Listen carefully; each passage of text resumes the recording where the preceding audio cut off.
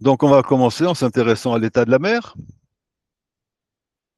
Donc, on va s'intéresser d'abord aux effets du vent synoptique sur l'état de la mer. Donc, en fait, il y a deux types de vagues. Dans mon petit schéma, là, LO, ça veut dire longueur d'onde. On nomme les vagues avec le nom de la force qui permet leur dissipation. Les vagues de capillarité ont des crêtes arrondies et des creux en forme de V. On remarque que leur longueur d'onde est inférieure à 1,7 cm. Les vagues de gravité ont des crêtes en V et des creux arrondis. On remarque que leur longueur d'onde est supérieure à 1,7 cm et atteindre évidemment plusieurs centaines de mètres, si nécessaire. On appelle ainsi les vagues de capillarité parce que la force dominante qui permet leur dissipation est la tension superficielle de la surface de l'océan qui se comporte comme une membrane élastique tendue.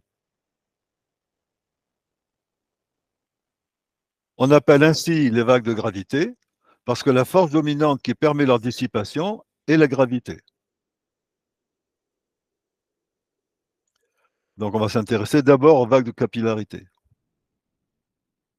Pour qu'une ride se forme, le vent doit être supérieur à 2 nœuds. L'énergie apportée par le vent est alors supérieure à la dissipation par viscosité. Les vagues de capillarité subsistent tant que se maintient le vent. Elles courent en permanence sur le dos des vagues de gravité. Elles disparaissent en même temps que le vent. Les vagues de capillarité permettent une augmentation de la rugosité de la surface de la mer qui favorise les échanges entre le vent et la mer. Par friction, l'atmosphère peut transférer à l'océan plus d'énergie. C'est comme si on sait bien que c'est difficile d'appuyer sur une surface lisse. Si elle est rugueuse, au contraire, l'appui est plus facile. Ben, c'est ce que permettent les vagues de capillarité. Un appui plus facile pour le vent. On va s'intéresser aux vagues de gravité. Quand le vent souffle à plus de 4 nœuds sur la surface rugueuse formée par les vagues de capillarité, il forme des vagues de gravité.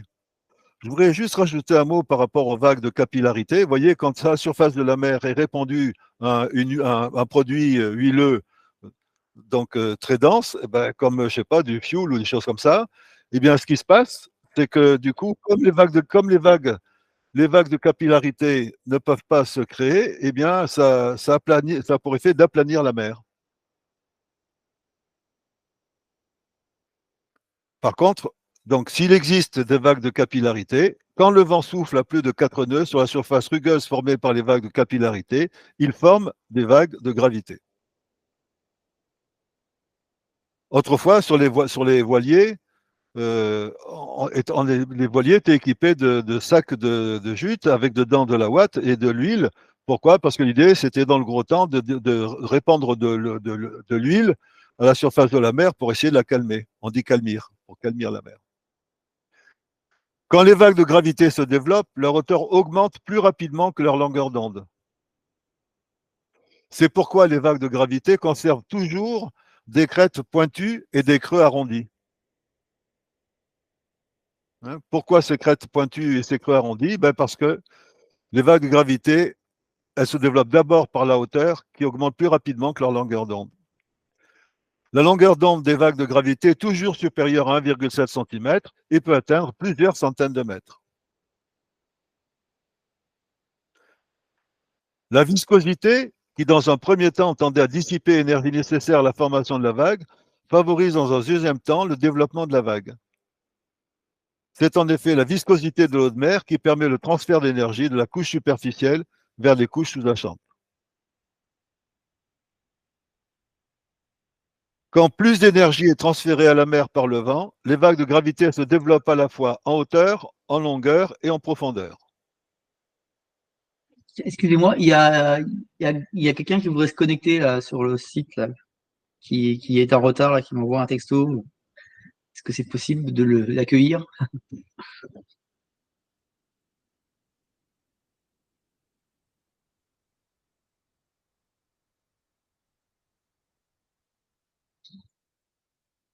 Normalement, il devrait se brancher là. Ouais, voilà, bah ça y est, ça connecte, il n'était pas tout seul. Voilà.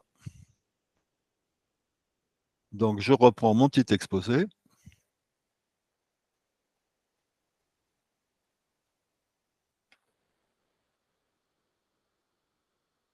Comme la longueur d'onde est proportionnelle à l'épaisseur de couche, grâce à l'accroissement de cette épaisseur, la longueur va s'allonger. Une vague de gravité s'étend en longueur quand elle peut augmenter en profondeur. Alors, on était un petit peu. On va reprendre parce que c'est plus simple hein, pour s'y retrouver. Quand plus d'énergie est transférée à la mer par le vent, les vagues de gravité se développent à la fois en hauteur, en longueur et en profondeur. Comme la longueur d'onde est proportionnelle à l'épaisseur de couche, grâce à l'accroissement de cette épaisseur, la longueur va s'allonger. Une vague de gravité s'étend en longueur quand elle peut augmenter en profondeur. Ça, ce sont des éléments à bien retenir parce que s'il y a une question qu'on peut poser sur les vagues, ça peut être celle-ci. Hein. Une vague de gravité s'étend en longueur quand elle peut augmenter en profondeur. Comme la hauteur est proportionnelle à la longueur d'onde, grâce à l'allongement de la longueur d'onde, la hauteur va augmenter. Une vague de gravité augmente en hauteur quand elle peut s'étendre en longueur. D'où une nouvelle extension en profondeur. D'où un nouvel allongement de la longueur d'onde. D'où une nouvelle augmentation de la hauteur, etc.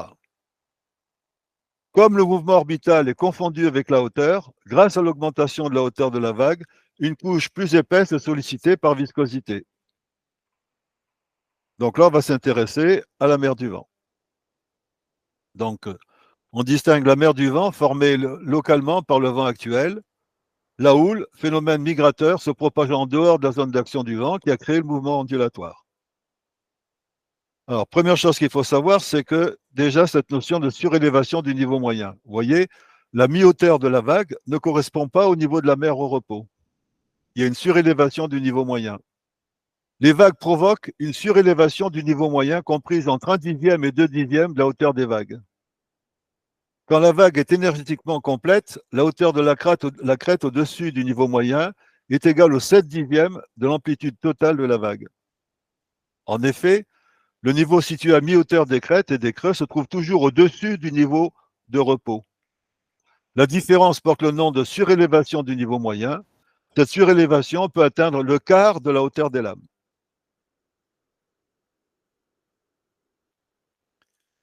Les vagues de la mer du vent ont toujours un profil asymétrique. Quand les vagues sont poussées par le vent, leur face avant est toujours plus abrupte que leur dos. Donc là, quelques exemples de ce qui est pris en compte par les scientifiques. Vous voyez, la notion de hauteur de crête, la notion de longueur de crête. Alors là, vous n'aurez pas de questions là-dessus au CAUMR, hein, parce que c'est déjà un peu complexe. Alors, il y aurait quelqu'un encore? Exact.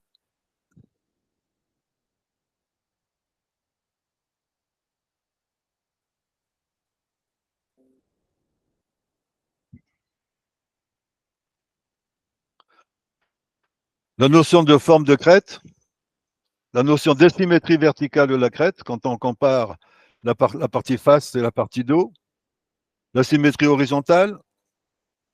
Et j'attire juste une chose là-dessus, vous voyez, sur le facteur de pente avant de la crête. Avec leur facteur de pente avant de la crête, comprise entre 0,32 et 0,78, c'est-à-dire entre 0,3 et 0,8, les vagues de la mer du vent soulevées par un vent de tempête ne peuvent que déferler. Quand les crêtes déferlent, les vitesses des crêtes peuvent atteindre des valeurs aussi élevées que 2,8 fois la vitesse de la vague. 2,8 fois la célérité. Les caractéristiques de la mer du vent dépendent de l'intensité du vent synoptique, de la durée d'action du vent synoptique et de la distance d'action du vent synoptique ou fetch. Qu'est-ce que c'est qu'on appelle le fetch? Vous voyez sur mes petits schémas. Donc, le fetch, c'est la distance sur laquelle agit le vent. Au-delà, ce n'est plus la mer du vent, c'est la houle. Mais ce fetch peut se déplacer, par exemple, avec une perturbation, avec une dépression. Vous voyez, ma dépression passe de D1 en D2, de D2 en D3, et le vent souffle toujours dans la même direction, ce qui fait que le fetch, il part de 1 et il va jusqu'à 3. Rappelez-vous, on avait vu ce schéma-là quand on avait parlé des perturbations. Hein. Donc, exemple de Fetch lié au vent de sud-ouest, accompagnant le déplacement d'une perturbation atmosphérique. Ben, vous voyez que le champ d'action du vent de sud-ouest est immense. Donc, des vagues de plus en plus hautes. C'est pour ça qu'en métropole, quand il y a des vents, des perturbations qui arrivent de l'Atlantique, eh bien, la mer du vent peut avoir le champ d'action du Fetch pour la mer du vent peut atteindre plus de 1000 milles et donner des vagues d'une hauteur considérable. On estime à 15 mètres les vagues que peut créer, les vagues que peut créer ce type de vent, ce type de phénomène de Fetch en Atlantique Nord. Les éléments caractéristiques d'une vague sont, alors justement, puisqu'on en parle, vous voyez, cet après-midi, là, quand j'étais avec les inspecteurs, ils insistaient beaucoup sur l'anglais. Hein. Donc, dans chaque, vous savez que pour le CEIMER, il y a cinq domaines, et dans chacun des 5 domaines, il y a en général 3 ou 4 questions en anglais. Donc là, je vous ai mis ce qui correspond pour la direction d'une vague, c'est celle d'où elle vient, sa longueur d'onde, la distance horizontale entre 2 crêtes consécutives, sa hauteur, distance verticale entre la crête et le creux, sa cambrure, quotient de sa hauteur par sa longueur d'onde, sa période, durée séparant le passage de 2 crêtes, sa fréquence, donc l'inverse de la période, I sur T, sa célérité, qui est la vitesse de propagation de l'onde de surface. Rappelez-vous, c'est par rapport à ça, il faut compter les 2,8 dont on a parlé tout à l'heure, hein, d'accélération. Sa vitesse de groupe, qui est la vitesse de propagation d'énergie de la vague. Son épaisseur de couche, qui est l'ensemble de couches de particules d'eau concernées par le mouvement orbital. Voilà, donc j'attire votre attention sur la nécessité de connaître. De toute façon, vous allez recevoir un petit document sur l'anglais. Vous en avez reçu un sur la météo, vous allez en recevoir un autre sur l'océanographie. La longueur d'onde est égale à la distance entre 2 crêtes. Une vague augmente en hauteur quand elle peut augmenter en longueur. Une vague augmente en longueur quand elle peut augmenter en profondeur. Ce sont des fondamentaux qu'il faut absolument connaître au jour de l'examen.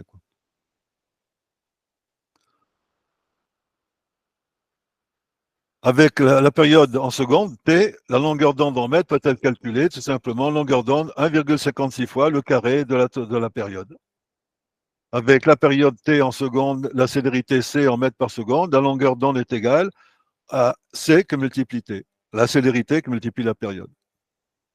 Je ne pense pas qu'il soit nécessaire d'apprendre les formules pour le CEIMER. Au moins en connaître l'esprit, peut-être.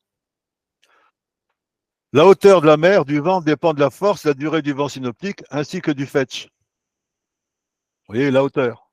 La hauteur, c'est de la crête au creux. Hein, et j'insiste avec vous pour vous rappeler que le milieu de la vague ne correspond pas au niveau de la surface océanique au repos, mais qu'il y a une surélévation du niveau moyen, c'est ce qu'on a vu tout à l'heure. La hauteur significative des vagues est celle qui est annoncée dans les bulletins météo. Elle est valable pour le large, en dehors des effets d'un courant de marée ou du manque de profondeur. On peut admettre que la hauteur significative correspond ou bien à la moyenne des hauteurs des 33 plus grandes vagues qui seront observées en un intervalle de 20 minutes, ou bien à la moyenne des hauteurs des 33 plus grandes vagues sur 100 vagues qui seront observées. Alors attention, hauteur significative, ce que ça veut dire. J'insiste là-dessus, ce n'est pas la hauteur la plus fréquente. Vous voyez, la hauteur la plus fréquente des vagues, c'est la hauteur significative que multiplie 0,5, c'est-à-dire que divise 2. Ce n'est pas non plus la hauteur moyenne. Comment on fait pour trouver la hauteur moyenne? On prend la hauteur significative et on multiplie par 0,64. Ce n'est pas la hauteur moyenne des 10 plus grandes vagues, qui, elle, au contraire, est égale à la hauteur significative que multiplie 1,29. Ni la hauteur de la vague la plus grande, qui est hauteur significative que multiplie 1,87. J'attire votre attention sur ces coefficients, et d'ailleurs, dans les bulletins météo, Météo France met toujours la hauteur significative et il explique toujours, attention, la hauteur des vagues peut être égale au double de cette hauteur significative. Alors, d'où sort ce double? Vous voyez, c'est ça. Probabilité de la vague la plus haute sur une période de 10 minutes, hauteur significative que multiplie 1,6. Sur une période de 3 heures, la hauteur significative que multiplie 2. Sur une période de 12 heures, la hauteur significative que multiplie 2,25. Sur une période de 24 heures, la hauteur significative que multiplie 2,35. En fait, plus vous passez de temps en mer, plus le risque de rencontrer une vague beaucoup plus grande que la hauteur significative, évidemment, s'exerce. Alors ça, c'est quelque chose d'important, c'est ce qu'on appelle souvent les vagues scélérates. Vous voyez, les rogue waves, etc. Les frequent waves, etc. Donc, vous voyez, il y a deux trains de houle. Par exemple, l'ondulation en rouge, c'est soulevée par un vent de 40 nœuds. Celle qui est en bleu, par exemple, par un vent de 55 nœuds. Qu'est-ce qui peut arriver? Eh bien, ce qui peut arriver, c'est que ces deux trains de houle, ces deux trains de vagues, ou deux trains de vagues, ou un train de houle, un train de vague, viennent se combiner, peuvent se combiner et donner une interférence constructive, ou au contraire une interférence destructrice. Toutes les déferlantes qu'on peut rencontrer au grand large sont dues à une interférence constructive. À chaque fois que des trains de houle se combinent, des trains de mer du vent se combinent, eh bien, il y a le risque d'interférence constructive. C'est pour cette raison que vous entendez souvent dire, les marins qui ont subi une déferlante, on a reçu une déferlante terrible, et puis après, la mer s'est calmée. Non, non, c'est pas qu'elle s'est calmée, c'est que ce qui les a taillés en pièces, la déferlante qui les a taillés en pièces, c'était une interférence constructive. Et par contre, quand en effet, ils ont vu que la mer paraissait moins formée, moins tempétueuse, eh bien, c'est parce que ça correspondait à une interférence destructrice. Hein. Donc, c'est l'interférence des trains de vagues qui définit l'état de la mer.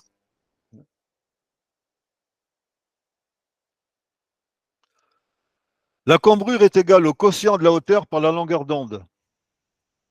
La mer moutonne quand ce quotient est égal à 1/12.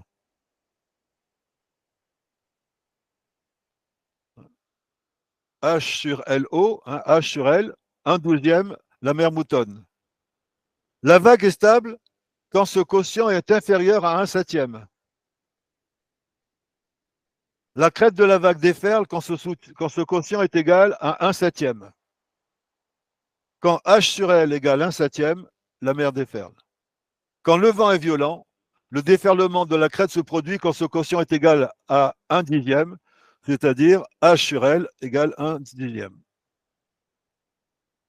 Alors attention à ne pas confondre évidemment la cambrure avec la pente, puisqu'on a vu que la pente, on a vu ça tout à l'heure, hein, je vous renvoie sur les schémas de tout à l'heure, vous voyez, donc une vague par définition, la crête et la pente n'est pas la même.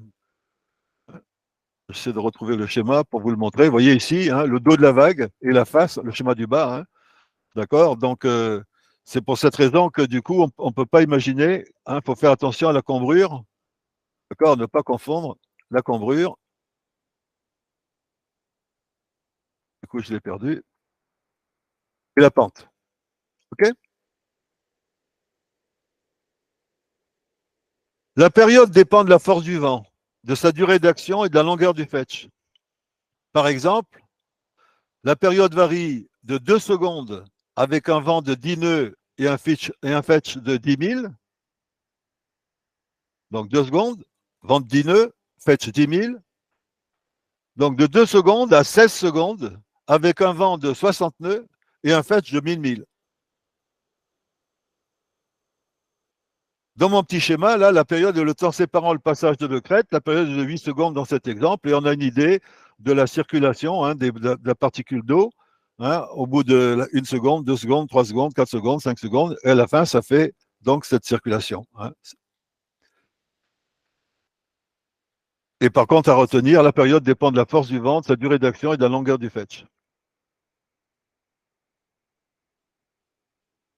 Donc là, vous avez rien d'autre que ce que je viens de dire à l'instant. Hein. Donc en 2 secondes, un vent de 10 nœuds. En fait, je vous l'ai mis en écrit pour être sûr que vous l'ayez. Quoi. La célérité en nœud est égale au triple de la période. La célérité, c'est la vitesse de déplacement d'ondulation. Dans mon exemple, la célérité, c'est la longueur d'onde que divise la période. La longueur d'onde, c'est 100 mètres. La période, c'est 8 secondes. Ça fait donc 12,5 mètres par seconde ou 25 nœuds.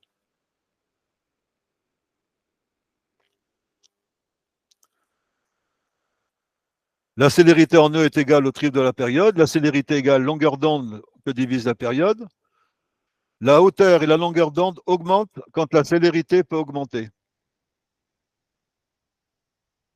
La limite est donnée par la période qui conditionne la célérité. Au plus, la célérité en E est égale au triple de la période. Pour la houle, et seulement pour la houle, la célérité est égale à 3,03 fois la période, avec célérité en E et période T en secondes. Sinon, pour la mer du vent, la célérité en mètres par seconde, la longueur d'onde en mètres, la période en T, vous avez les éléments. C égale 1,25 fois la racine carrée de la longueur. T égale 0,8 fois la racine carrée de la longueur. L égale C multiplié T. C égale L que divise T. Mais là encore, c'est pour votre culture personnelle que je donne ces éléments-là, si vous ne les aviez pas. Et surtout, ce serait plus qu'étonné que ce soit posé, des formules soient posées au CIMR. Là, je vous les rappelle tous pour être sûr de rien oublier, hein, comme ça vous aurez ça en référence. Alors ça, par contre, je vous conseille vivement de le retenir parce que on peut sortir plein de bonnes questions, même si c'est des QCU, euh, il y a forcément la bonne réponse. La bonne réponse, par exemple, ça serait une vague augmente en hauteur quand sa longueur d'onde peut augmenter. Ou encore, une vague augmente en longueur quand sa célérité peut augmenter. La célérité d'une vague augmente quand l'épaisseur de couche peut augmenter, c'est-à-dire quand la profondeur est sans effet. Ça, c'est clair que vous savez que normalement, j'ai prévu avec vous de faire des QCU avec des questions, 60 questions par domaine. C'est sûr que vous aurez des questions où la bonne réponse sera comprise là-dedans. La profondeur minimale de la mer permettant une ondulation libre des vagues de la mer du vent doit être supérieure à l'épaisseur de couche, c'est-à-dire supérieure à la moitié de la longueur d'onde. Vous voyez?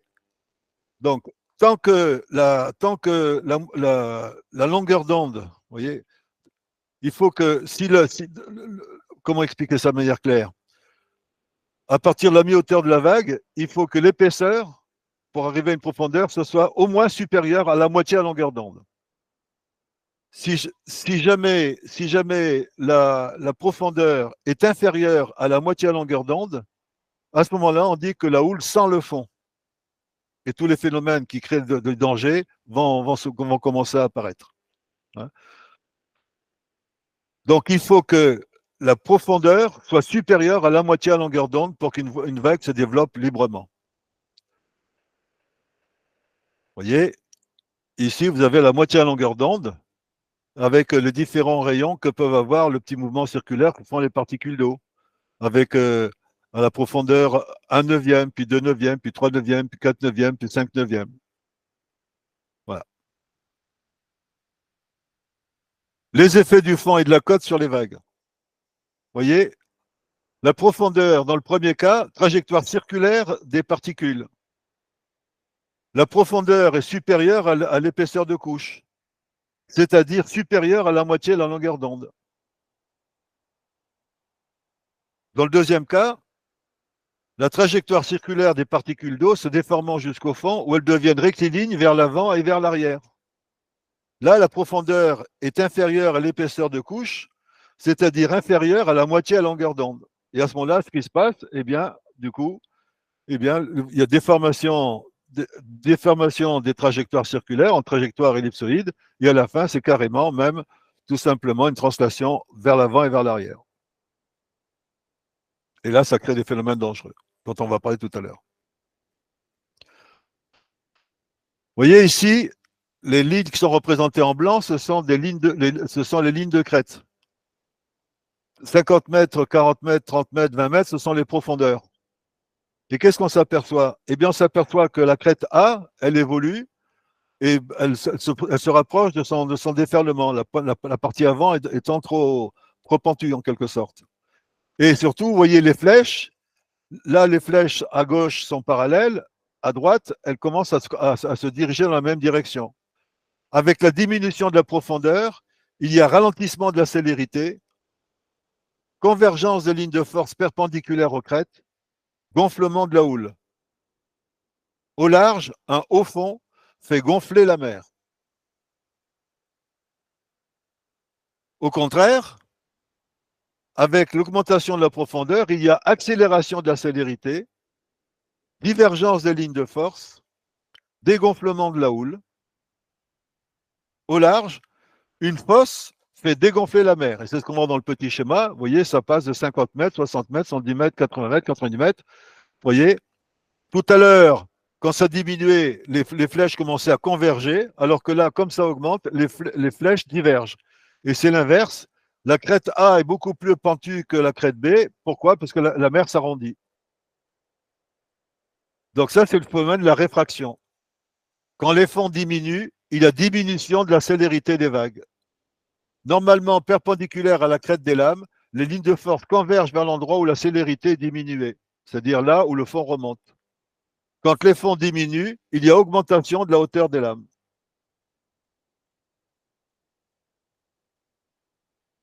Okay.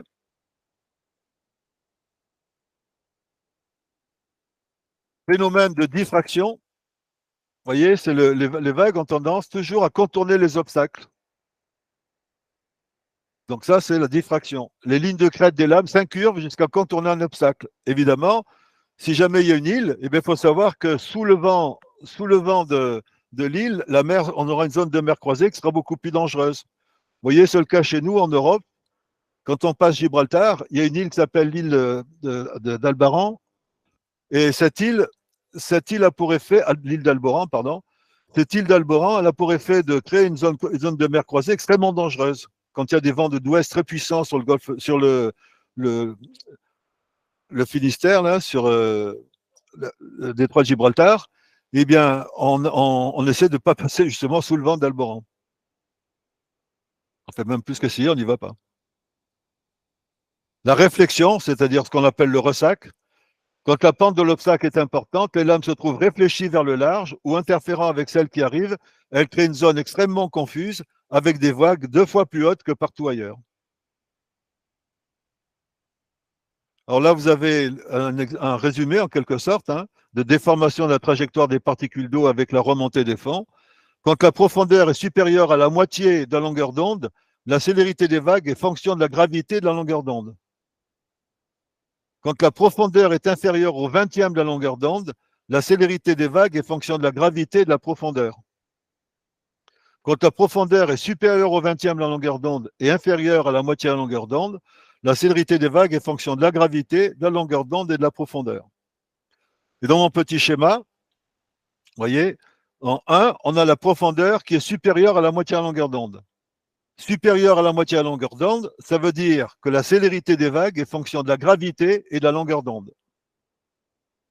Dans mon schéma 2, dans mes schémas 2, la profondeur est inférieure à la moitié de la longueur d'onde, mais elle est supérieure au 20e de la longueur d'onde. Quand la profondeur est supérieure au 20e de la longueur d'onde et inférieure à la moitié de la longueur d'onde, la célérité des vagues est fonction de la gravité, de la longueur d'onde et de la profondeur. Enfin, troisième cas, la profondeur est inférieure au 20e de la longueur d'onde. Quand la profondeur est inférieure au 20e de la longueur d'onde, la célérité des vagues est fonction de la gravité et de la profondeur.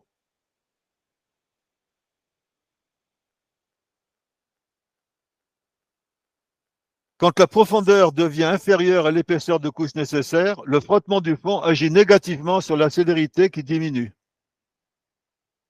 Comme la célérité diminue, la longueur d'onde diminue. Comme la période ne varie pas, l'amplitude de l'ondulation augmente, donc la hauteur de la vague augmente. Quand la cambrure atteint sa limite, la vague brise. C'est ce qu'on appelle les brisants. Vous voyez, donc on distingue les brisants glissants sur un fond peu incliné, les brisants plongeants sur un fond incliné et les brisants frontales sur un fond très incliné avec pour le relancement d'une partie de l'eau à l'assaut de la berge.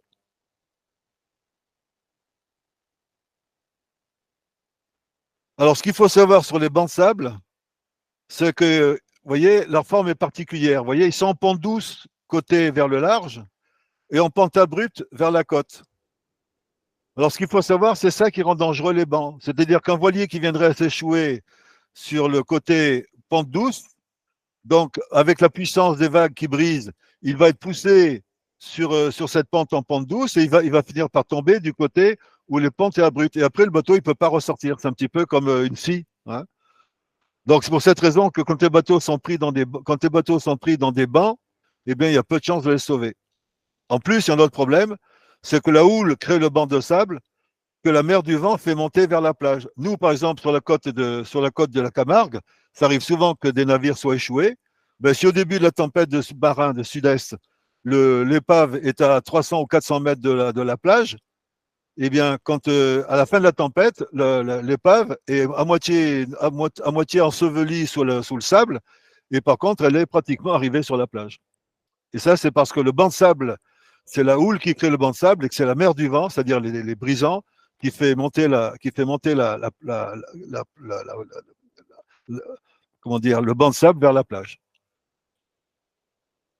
Alors, deux remarques importantes à propos des brisants sur fond sableux. Le brisant n'est pas, dans ce cas, un rouleau d'eau, mais un mélange d'eau, de sable et d'air, dont la partie inférieure au contact du fond est constituée par une émulsion épaisse de quelques dizaines de centimètres, la crème de sable, sur laquelle glisse le navire échoué. Sous l'effet d'une houle de tempête, il y a liquéfaction du fond sableux. En effet, le passage du train de houle de tempête provoque l'augmentation cyclique de la pression de l'eau entre les grains de sable, ce qui a pour effet de réduire leur capacité à s'accrocher les uns aux autres. Ils se mettent alors à rouler comme des billes. Une certaine épaisseur du fond se comporte mécaniquement comme un liquide visqueux, d'où le nom de crème.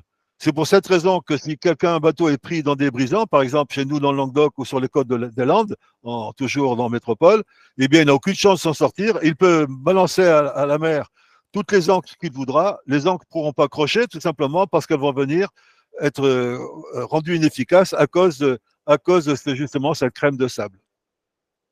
Alors, le phénomène est tout à fait identique quand c'est des fonds de vase. La vase est un sédiment très sensible à la houle. Avec le passage du train de houle d'une tempête, la pression entre les grains augmente et provoque la liquéfaction du sédiment, lequel se comporte alors comme un liquide visqueux, d'où la notion de crème de vase. Remarque, la contrainte due au passage du train de houle de tempête sur un fond sableux ou vaseux augmente quand la profondeur diminue. La contrainte est maximum quand commencent à se former les brisants, c'est-à-dire au moment où vous échouez. L'effet d'un courant contraire à la mer du vent, tout courant contraire diminue la célérité. Comme la célérité diminue, la longueur d'onde diminue. Comme la période ne varie pas, l'amplitude de l'ondulation augmente, donc la hauteur de la vague augmente. Quand la cambrure atteint sa limite, la vague brise. Vous remarquez que c'est exactement le phénomène d'un courant contraire à la mer du vent, c'est exactement la même chose que les effets du manque de profondeur. Exactement les mêmes effets. Là, j'ai mis un petit schéma, vous voyez. Donc, quand le courant est nul et qu'on a des vagues de 6 mètres, si jamais on rencontre un courant, ces vagues de 6 mètres rencontrent un courant contraire de 3 nœuds, elles commencent à atteindre 7 mètres 20. Si elles rencontrent un courant de 6 nœuds, elles peuvent atteindre 10 mètres 80.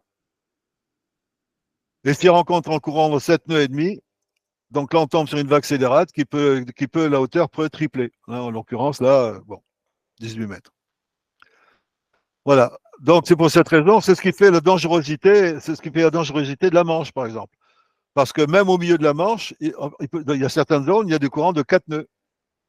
Donc, quand ils rencontrent des vents d'ouest ou de secteur sud-ouest avec des vagues de 6 mètres, eh bien, on peut se retrouver avec des vagues largement supérieures à 7 mètres.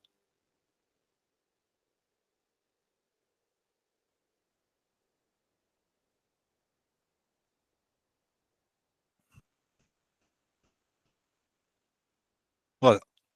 Donc, on a fini notre petite explication sur l'état de la mer. Et là, on va s'intéresser au courant apériodique et puis après au courant de marée. On va commencer à s'intéresser au courant de dérive du haut vent. Au large et par grand fond, lorsque le vent souffle dans une direction déterminée pendant 2 ou 3 jours à force 4 ou plus, toute une couche d'eau est entraînée dans cette direction. Il y a apparition d'un courant de dérive. Au large et par grand fond, en surface, la dérive due au vent est dirigée à 45 degrés vers la droite de la direction vers laquelle souffle le vent. Au large et par grand fond, en surface, la vitesse de dérive est égale au 1/50 de la vitesse du vent. Petit schéma. Voyez. Donc, voyez, ça, c'est la couche des demandes. On en parlera longuement tout à l'heure. Vous avez ma petite flèche bleue qui représente le vent, ma flèche rouge qui représente le courant en surface. Eh bien, donc là, qu'est-ce qui se passe? Le courant en surface, le courant est poussé à 45 degrés de la direction où pousse le vent, en surface, à 45 degrés, et sa vitesse est environ 1/50 de l'intensité du vent. Ça, c'est en surface. Alors, c'est ce qu'on a ici. OK, donc j'insiste sur les deux dernières phrases. Au large et par grand fond, en surface et seulement en surface, la dérive due au vent est dirigée à 45 degrés vers la droite de la direction vers laquelle souffle le vent. Au large et par grand fond, en surface, la vitesse de dérive est égale au 1/50 de la vitesse du vent. On observe généralement que plus la hauteur d'eau est faible, plus le courant de dérive s'établit vite, plus il est rapide et plus il est dans l'axe du vent. Tout à l'heure, on était au grand large. Là, on est dans les petits fonds. Pour des fonds de moins de 100 mètres, le courant s'établit en 2 ou 3 heures pour atteindre généralement sa plénitude en bout de 12 heures. Alors qu'au grand fond, rappelez-vous, hein, on avait parlé pendant 2 ou 3 jours. Hein. Là, on parle de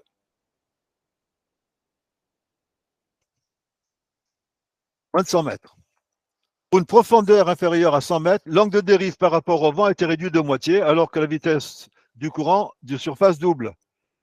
Quand les fonds pour des fonds de moins de 100 mètres, la vitesse du courant de dérive en surface est généralement égale au 1/25e, alors que tout à l'heure c'était 1/50e, mais peut atteindre 1/20e par petit fond et vent fort, en faisant avec le vent un angle de 23 degrés, la moitié de 45.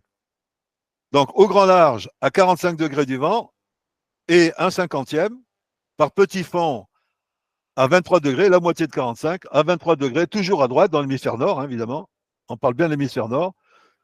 Et la vitesse du vent, donc un plus rapide, 1/25e, et même dans les tout petits fonds et des vents forts, 1/20e. On appelle couche d'Ekman la couche concernée par cette dérive. Son épaisseur varie habituellement entre 10 et 100 mètres, exceptionnellement plus. La couche d'Ekman est une couche d'eau dont l'épaisseur est déterminée par le fait qu'à l'extrémité profonde de la couche, le courant a une direction opposée à celle du courant de surface, une vitesse égale au 1/25e de la vitesse en surface, c'est-à-dire au 1/1250e de la vitesse du vent. À la surface, c'est 1/50e. Là, c'est 1/1250e. Entre ces deux directions extrêmes opposées à 180 degrés, les différentes directions à diverses profondeurs décrivent une spirale. C'est ce qu'on va voir dans les petits schémas. Vous voyez? En surface, vous avez la flèche rouge, la grande flèche rouge. Ça, c'est ce qui se passe en surface. Et si vous regardez tout au fond de la couche d'Ekman, vous avez une autre flèche rouge toute petite qui, elle, est dans la direction opposée à la direction du courant en surface. Et entre ces deux directions, eh bien, vous voyez que la couche d'Ekman, donc, ça fait une spirale. Hein, il y a le courant, les directions forment une spirale qui part de la surface jusqu'au fond.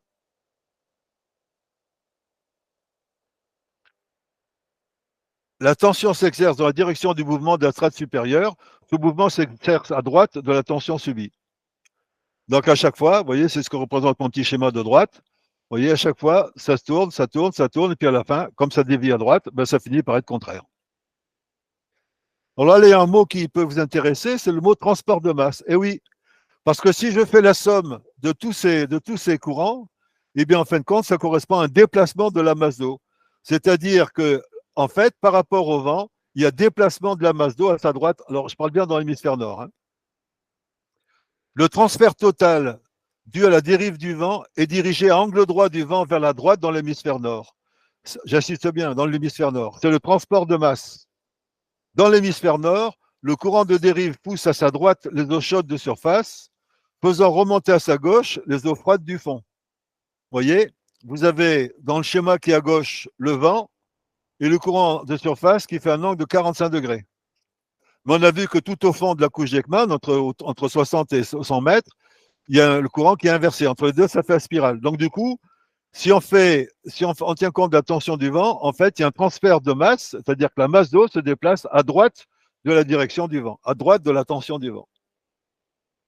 Alors évidemment, tout ça, ça va avoir des conséquences. Vous voyez, ce petit schéma pour expliquer, vous voyez, au total, à 90 degrés à droite du vent, la masse d'eau transparaît. Vous avez le courant de surface, tout au fond, le courant du fond, d'accord, la spirale d'Ekman, d'accord, et la couche d'Ekman. Alors, qu'est-ce que ça a pour effet, ça? Conséquence du transport de masse au grand large, vous voyez. Comme dans l'hémisphère nord, dans un anticyclone, les vents tournent. Alors, je suis bien d'accord que, tout simplement parce qu'on m'a bien précisé que pour l'examen, c'était sûr que ça ne pouvait pas être ce qui se passe dans l'hémisphère sud. Hein.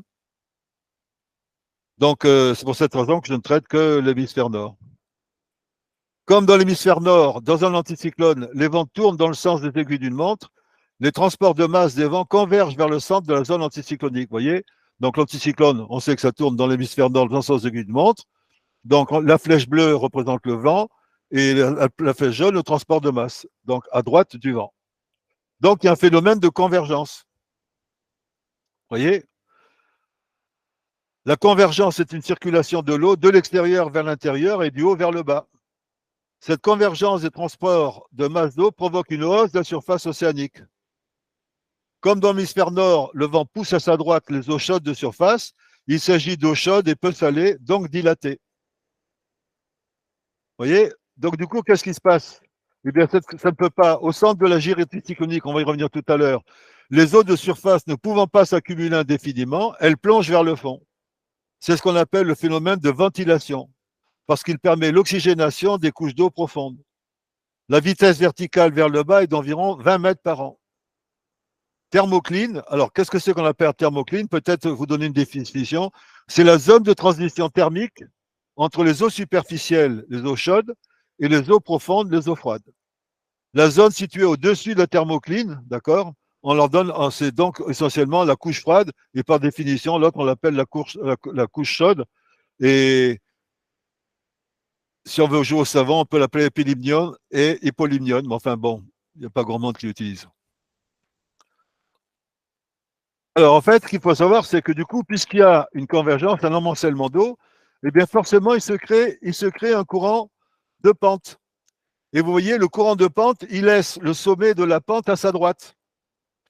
Et si jamais il y a cette force de gravité, donc le courant laisse, le courant, c'est la flèche jaune, la flèche blanche, pardon, le courant laisse le haut de la pente à sa droite, et bien, du coup, ce courant, il tourne dans le sens des aiguilles d'une montre. Donc, c'est ça qu'on appelle une gire anticyclonique. L'ensemble, l'accumulation au centre et courant anticyclonique est appelé une gire anticyclonique.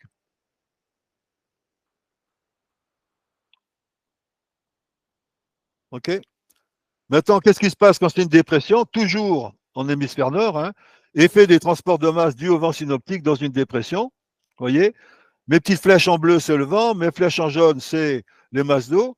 Eh bien, ce qui se passe, c'est que, eh bien, là, c'est au contraire. Tout à l'heure, on avait convergence, là, on a divergence. Et quel est le phénomène? Ben voilà le phénomène que ça donne. Cette divergence des transports de masse d'eau provoque une baisse de la surface au centre. Comme dans l'hémisphère nord, le vent fait remonter à sa gauche les eaux froides du fond. Il s'agit d'eau froide et salée, donc rétractée. Et ça crée une remontée des eaux. Vous voyez, au centre de la gyre cyclonique, les eaux de surface ne pouvant pas s'évacuer indéfiniment, les eaux de fond remontent vers la surface. C'est ce qu'on appelle le phénomène de pompage d'Ekman. La vitesse verticale vers le haut dans les gyres cycloniques est d'environ 20 mètres par an. Et c'est quoi cette gyre cyclonique? Et là encore, il se crée un courant, vous voyez, puisqu'il y a une pente, il se crée un courant de pente. À chaque fois qu'il y a une pente, il se crée un courant de pente. Et le courant de pente laisse toujours à sa droite, dans l'hémisphère nord, laisse toujours à sa droite le sommet de la pente.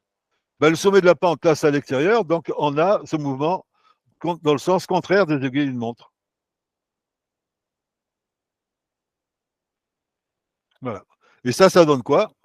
Ça donne l'ensemble, dépression au centre et courant cyclonique, est appelé gire cyclonique, pardon, avec la pompage d'Ekman.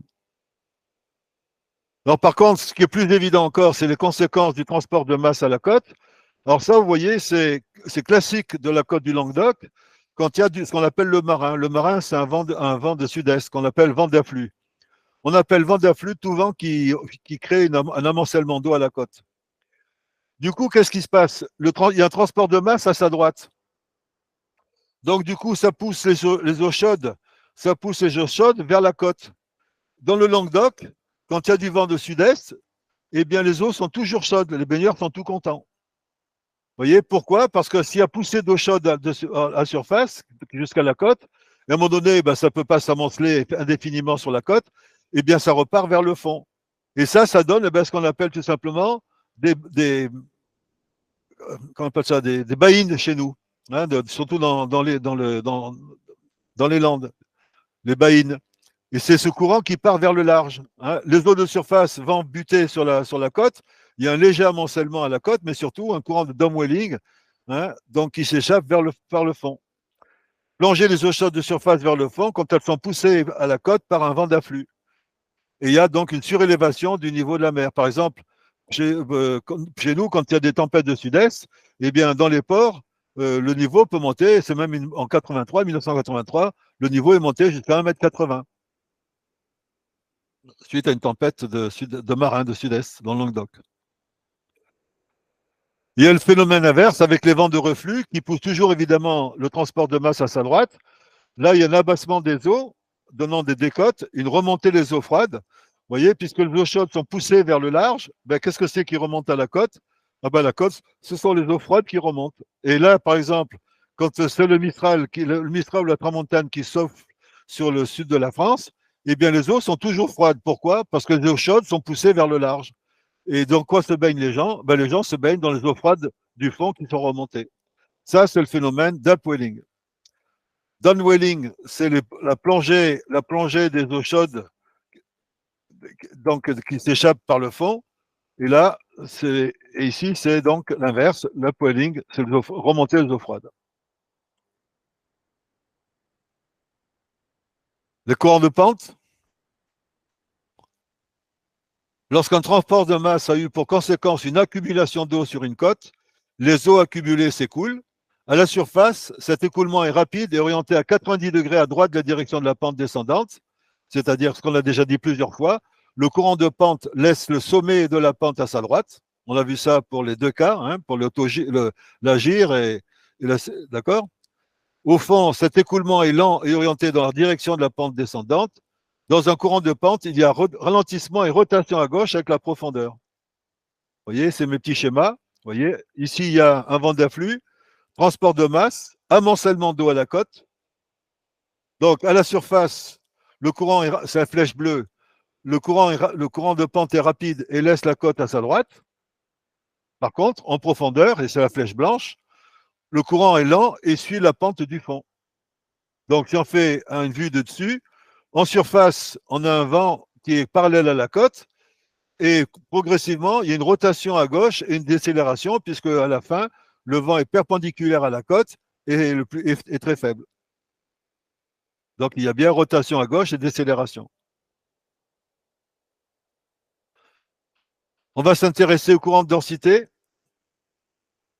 La différence de densité provient des variations de température, eau chaude plus légère, ou de salinité, eau douce plus légère. Donc, des eaux qui n'ont pas la même densité, c'est comme de l'air qui n'ont pas de densité.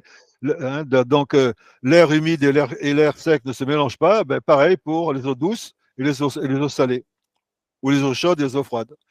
La différence de densité entre deux masses d'eau voisines induit un gradient de pression horizontale qui engendre un courant de densité. On retrouve exactement les mêmes constructions, les mêmes réflexions en tout cas, qu'on avait vues quand on avait étudié la météo, la circulation de l'air. Dans l'hémisphère nord, un courant de densité laisse à sa gauche les eaux les plus légères, à sa droite les eaux les plus denses. À la surface par rapport à la force de pression perpendiculaire à l'isobare séparant la masse d'eau plus dense de la masse d'eau moins dense, à cause de la force de Coriolis, le courant de densité forme un angle de 90 degrés vers la droite dans l'hémisphère nord. À cause de la viscosité de l'eau de mer, la déviation initiale de 90 degrés est réduite à 45 degrés en profondeur. Autrement dit, dans un courant de densité, il y a rotation à gauche avec la profondeur. Contrairement au courant de dérive, la vitesse du courant de densité augmente de la surface vers le fond. Vous voyez, donc mes petits schémas. L'épaisseur de la couche d'eau qui est entraînée par un courant de densité peut être considérable.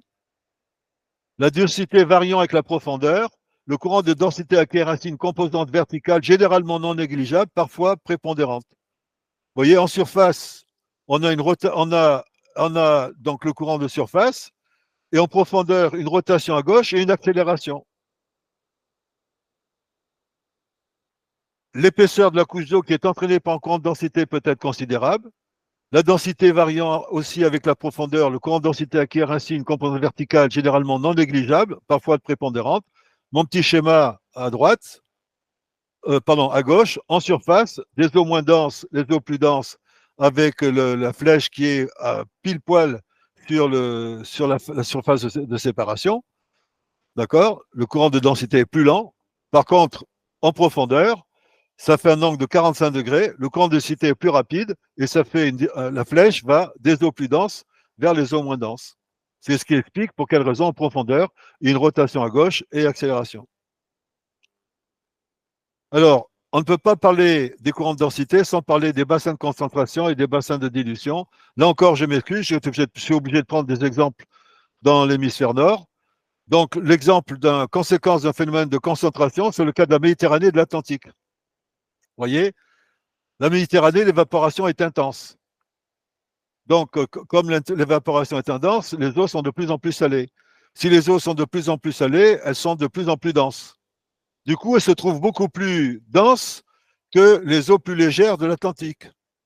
Donc, du coup, en profondeur, il y a un fort courant de densité qui va depuis la Méditerranée, qui va vers l'Atlantique. Vous voyez? Par contre, comme elles sont plus denses, elles sont plus tassées en quelque sorte. D'accord? Donc, du coup, il y a un courant de pente. Et en surface, il y a ce courant de pente qui va, au contraire, de l'Atlantique vers la Méditerranée. C'est ça qu'on appelle le phénomène, la conséquence d'un phénomène de concentration.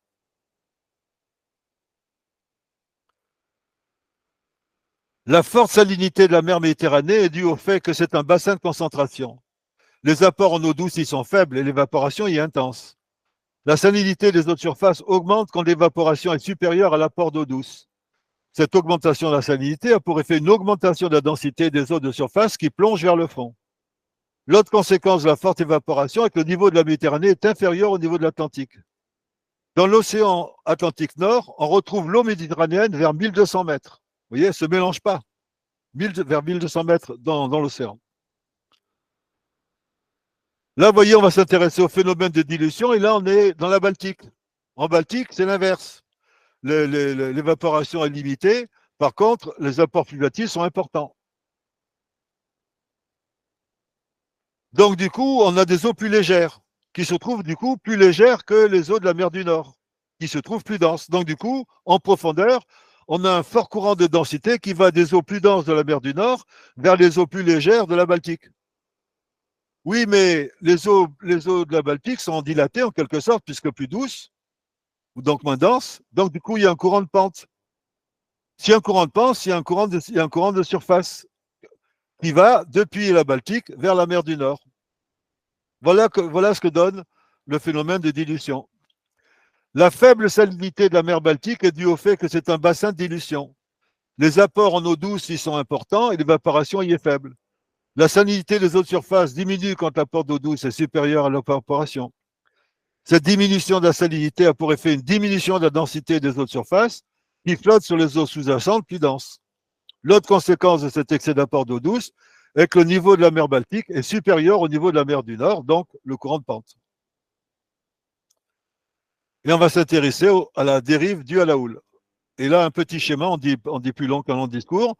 Vous voyez, le cercle n'est pas fermé. À chaque fois, si vous suivez les flèches, hop, on s'aperçoit que c'est décalé. Mise en mouvement par la houle, les particules d'eau décrivent des ellipses en suivant des trajectoires ouvertes. En plus de leur mouvement oscillatoire, les particules d'eau sont animées d'un déplacement horizontal dans le sens de propagation de la houle, de l'onde. Il y a alors un très faible transport d'eau par les vagues, c'est-à-dire une dérive au sens marin du terme avec une vitesse largement inférieure aux 2 nœuds. Vous voyez la dérive due à la houle. Donc là, on a vu l'ensemble de ce qu'on appelle les courants apériodiques. Il ne nous reste plus qu'à voir ensemble le courant de marée. Voyez, alors j'insiste, on dit le courant de marée parce que de même que le flux et le reflux font la marée, le flot et le jusant font le courant de marée, comme la crête et le creux font la houle. D'ailleurs, j'insiste là-dessus, hein, n'allez pas, quand la marée monte, c'est le flux, quand la marée descend, c'est le reflux, ce n'est pas le flot et ce n'est pas le jusant. D'accord? Donc, le flux et le reflux, c'est la marée, le flot et le jusant, c'est le courant de marée. Hein, c'est important, le vocabulaire. La marée, comme le courant de marée, sont deux manifestations d'un phénomène unique, l'onde de marée. Le passage de l'onde de marée développe alternativement des mouvements opposés sur l'axe vertical et sur l'axe horizontal. Les mouvements verticaux constituent la marée. Les mouvements horizontaux constituent le courant de marée. Mais attention, il ne faut pas confondre l'onde de marée avec le courant de marée. On appelle courant de marée le courant dû à la propagation de l'onde de marée. Néanmoins, il faut éviter la confusion entre onde de marée et courant de marée. La vitesse de propagation de l'onde de marée est de plus de 300 nœuds au grand large et reste de plus de 30 nœuds dans les eaux littorales. La vitesse du courant de marée ne peut que très rarement dépasser 10 nœuds. En France, c'est seulement un jour de marée de vives eaux extraordinaires dans le Raz Blanchard, à l'ouest de Cherbourg, qu'un courant de 12 nœuds peut être observé avec le flot, dans le parage d'une balise qu'on appelle la Hauraine. OK? Donc, il y a l'onde de marée. C'est sûr que le courant de marée est dû à la propagation de marée, mais le courant de marée, ce n'est pas l'onde de marée. OK? Faites bien la distinction entre les deux. Le courant de marée est dû au passage de l'onde de marée qui peut être une onde progressive, une onde stationnaire ou la superposition d'une onde progressive et d'une onde stationnaire. Donc, onde progressive, donc un courant giratoire. Une onde progressive donne un courant de marée giratoire. Vous voyez, au large, où aucun obstacle ne fait barrière à la propagation de l'onde de marée, le courant de marée est giratoire. Dans l'hémisphère nord, la direction du courant de marée effectue une rotation de 360 degrés vers la droite en une demi-journée lunaire, durée qui est celle d'une marée semi-diurne 12h25. Vous voyez, regardez, à 12h25, il y a la crête de l'onde progressive qui passe. Je suis sur le grand axe de l'ellipse. Puis après 12h25, non, pardon, à 0h, 0 minutes, je parle dans ce sens-là. 0h, 0 minutes. 1h02, le courant commence à tourner. 2h04, tourne dans cela. 3h06, c'est le niveau moyen. C'est-à-dire que là, on est au milieu de l'onde. Hein, on est au milieu entre la crête et le creux. Puis maintenant, on va vers le creux de l'onde progressive. L'onde progressive, vous voyez, le creux de l'onde progressive, c'est 6h13. C'est-à-dire, là encore, dans le grand axe de l'ellipse. Puis après, forcément, on va vers le niveau moyen de la mer. Puis enfin, on arrive à 12h25, on retrouve de nouveau la crête de la crête. Donc en fait, l'orientation du courant dépend largement du passage de la crête, du creux, etc.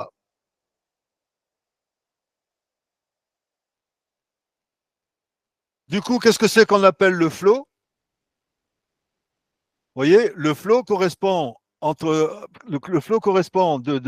la période qui se produit entre le niveau moyen de la mer avant le passage de la crête de l'onde progressive jusqu'au niveau moyen de la mer après le passage de la crête de l'onde progressive. Et le jusant, le jusant commence inversement du niveau moyen de la mer avant le jusant jusqu'au niveau moyen de la mer après le jusant, après le passage du creux de l'onde progressive. Donc voilà pour quelle raison on va parler ici de flot et de jusant dans le cas d'un courant giratoire. Le passage de l'onde progressive au-dessus du niveau moyen crée le flot qui s'oriente dans le sens de sa propagation. Le maximum du flot correspond à la crête de l'onde de marée ou pleine mer. Le passage de l'onde progressive au-dessous au-dessous du niveau moyen crée le jusant qui s'oriente dans le sens inverse de sa propagation. Le maximum du jusant correspond au creux de l'onde de marée ou basse mer.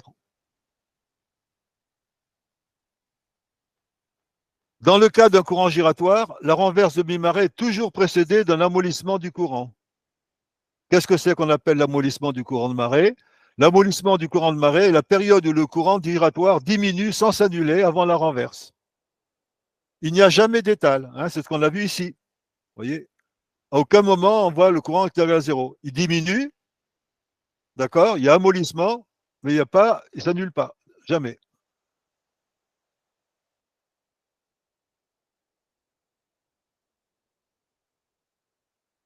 La vitesse du flot est maximale à l'instant de la pleine mer et la vitesse du jusant est maximale à l'instant de la basse mer. C'est pourquoi on dit au large, le courant de la marée change 3 heures avec 3 heures de retard. À la côte, où on a généralement des courants alternatifs, donc le changement se fait toujours en lien direct avec la pleine mer, la basse mer, c'est ce qu'on va voir tout à l'heure. On exprime ainsi le fait qu'au large, on observe un écart de 3 heures entre l'instant de la pleine mer et celui du flot ou début du jusant, entre l'instant de la basse mer et celui de fin du jusant, début du flot. Et là, j'ai fait ce petit schéma que je vous propose de commenter.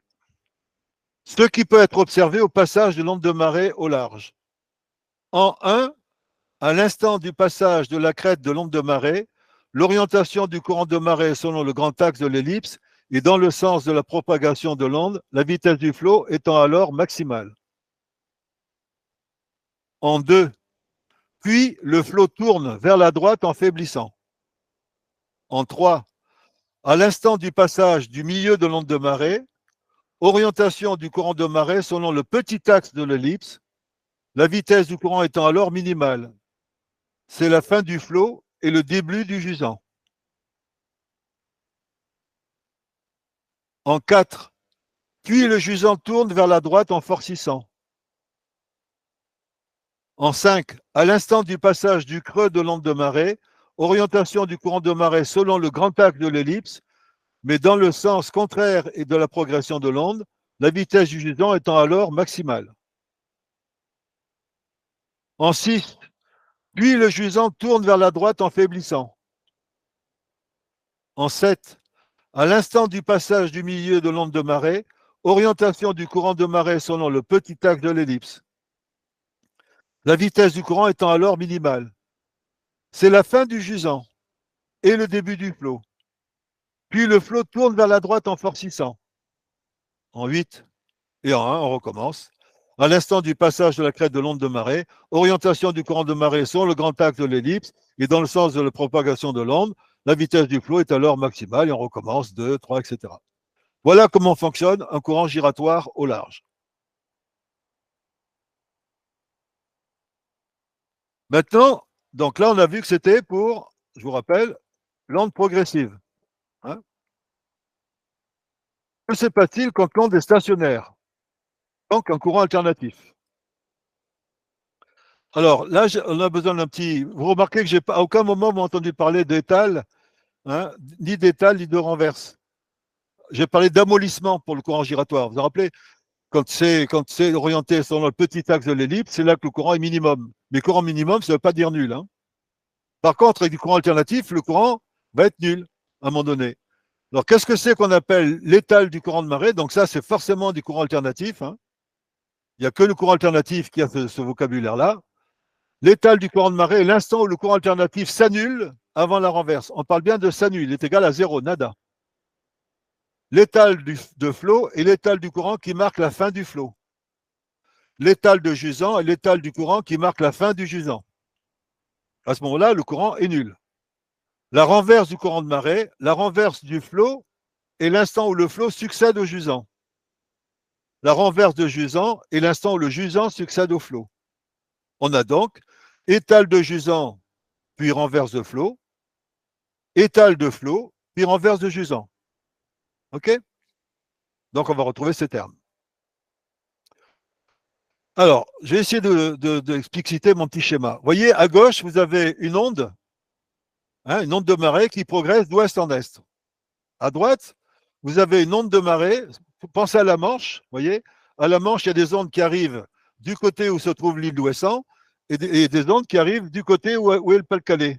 Donc, vous imaginez assez facilement que ces ondes progressives vont forcément se combiner. Donc, la progression d'ouest en est, la progression d'est en ouest, ok, qu'est-ce qui se passe? Regardez bien, vous avez le courant de flot de la progression d'est en ouest, qui est donc en zone B, qui est le même que le courant de jusant en zone A. Le flot de l'onde B et le jusant de l'onde A portent dans la même direction. Ben, qu'est-ce qu'ils vont faire? Ils vont se combiner.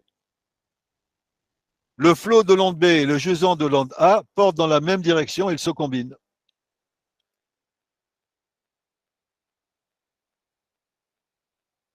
Ici, vous avez la progression d'ouest en est, progression d'est en ouest, et qu'est-ce que vous remarquez?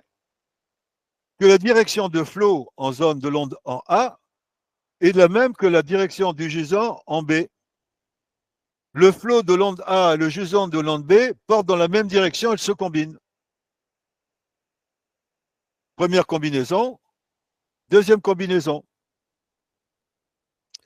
L'onde stationnaire développe un mouvement alternatif un peu comme une balançoire. Les particules d'eau suivent une trajectoire rectiligne. Alors là, j'ai fait un petit schéma que je vais essayer d'expliciter. Vous voyez, on est à la fin, on est en zone A. On est en pleine mer, c'est-à-dire à la fin du flot. Le courant est nul. On est en zone B, à la fin du jusant, en basse mer. Le courant est nul. Hein. Donc, dans la zone A, on est en pleine mer. Dans la zone B, on est en basse mer. Dans la zone A, comme on est en pleine mer, c'est la fin du flot. Dans la zone B, comme on est en basse mer, c'est la fin du jusant. Dans les deux cas, le courant est nul.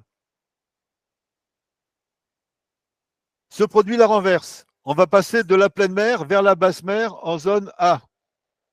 On va passer de la pleine mer, de la basse mer, pardon, vers la pleine mer en zone B. Donc, c'est le jusant qui commence à se créer en zone A, c'est le flot qui commence à se former en zone B. Ça tombe bien, ils ont la même direction. Jusqu'à ce qu'on a, après, comme on est passé de la pleine mer vers la basse mer, donc on arrive en 3. En 3, en zone A, on est en basse mer. En 3, dans la zone B, on est en pleine mer. Ben, c'est forcément le courant est nul, puisque c'est forcément la fin du flot dans la zone B et la fin du jusant en zone A. Donc on est en 3. Se produit la renverse. Dans la zone B, on va passer de la pleine mer vers la basse mer. Dans la zone A, on va passer de la basse mer vers la pleine mer. Dans la zone B, ça va être le jusant.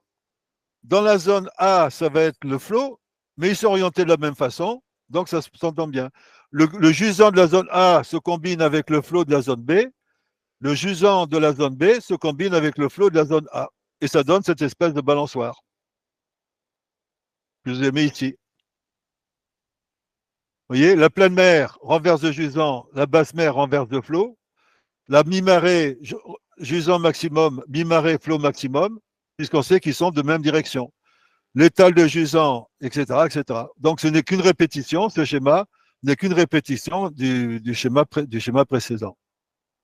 Avec en bas, ma petite balançoire. OK?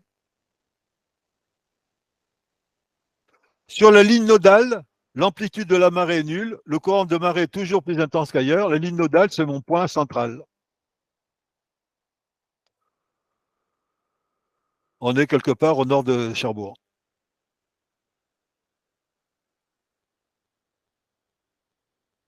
Considérons une zone située du même côté par rapport à la ligne nodale.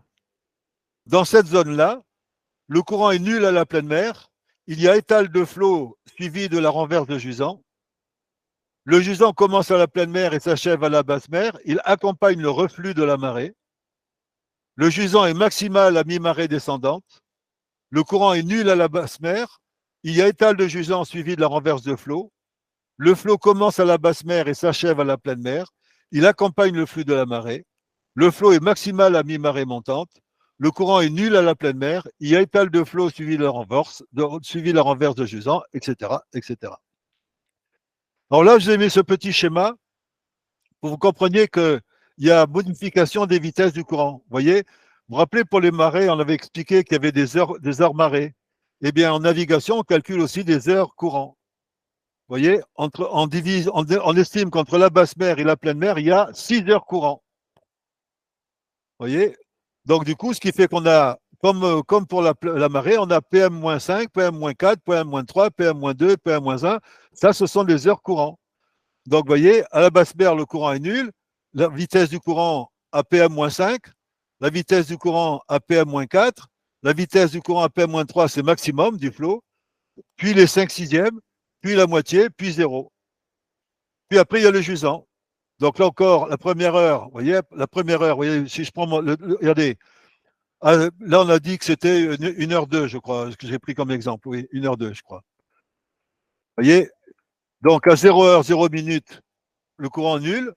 À 1h02, le courant, il porte, c'est le flot et c'est égal à la moitié de l'intensité. À 2h04, c'est les 5 sixièmes. À 3h06, c'est la vitesse maximum. À 4h08, ça s'est redescendu au 5 sixièmes. À 5h10, c'est la moitié. À 6h13, hop, c'est zéro, et ainsi de suite. Et ça repart justement de l'autre sens. Ça, c'est propre au courant alternatif. Vous voyez? C'est au moment, à mi-marée, que le courant est maximum. Et par contre, il est nul au moment des pleines mers et des basses mers. Qu'est-ce qui se passe quand on combine une onde stationnaire et une onde progressive? Dans le cas d'une onde combinant une onde progressive et une onde stationnaire, le courant est alternatif.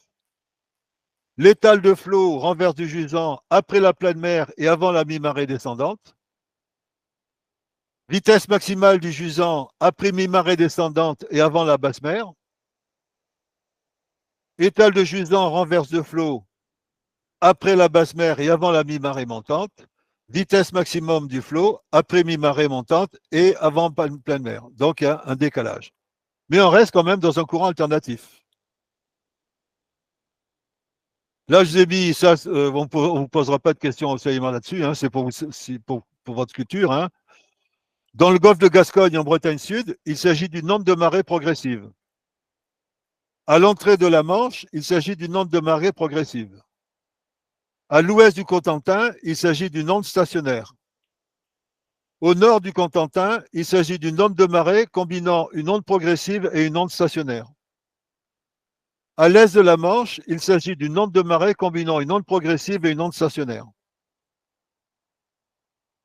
En Manche, les ondes progressives sont issues de l'Atlantique et de la mer du Nord, c'est-à-dire que c'est passé par le Pas-de-Calais.